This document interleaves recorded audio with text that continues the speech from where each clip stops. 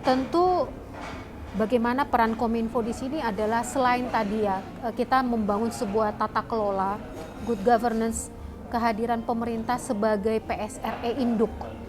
Ya, sebagai induk dari seluruh PSRE, kita juga mengoperasikan sistem yang kami juga diaudit.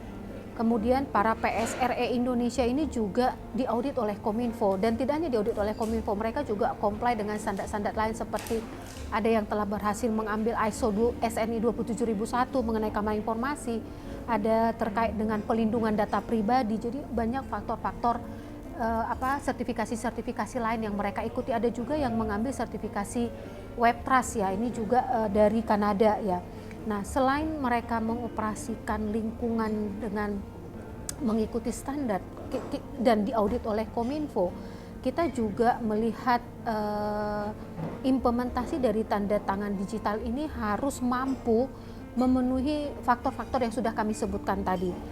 Sebelum setiap pemilik tanda tangan digital melakukan tanda tangan digitalnya, mereka itu wajib diidentifikasi sehingga jelas siapa para pelaku transaksi ini, dan para pelaku ini juga dibandingkan ke database kependudukan kita sehingga memang subjek hukum dari para pelaku ini dapat diidentifikasi ya, sehingga setelah identitasnya valid dan benar, kita tentu bisa yakin siapa lawan kita bertransaksi. Sehingga dunia digital kita itu kita bisa yakin, bisa trust, percaya ya menggunakan setiap layanan yang disediakan.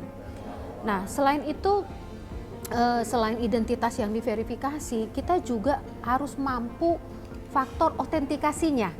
Ya, otentikasinya juga kita di dalam peraturan kita paling sedikit kita bilang minimal 2 faktor otentikasi.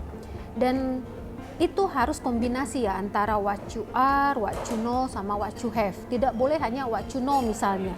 Sehingga ketika kita mengakses sebuah layanan, kita harus menginputkan kredensial yang kita punya, dan itu apakah kita authorize menjalankan transaksi atau tidak.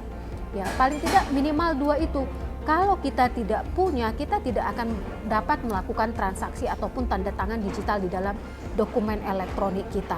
Ya, jadi ada faktor-faktor yang sudah kita persiapkan sedemikian untuk mengidentifikasi siapa pelaku transaksinya dan untuk mengotorisasi apakah dia berwenang melakukan transaksi itu atau tidak.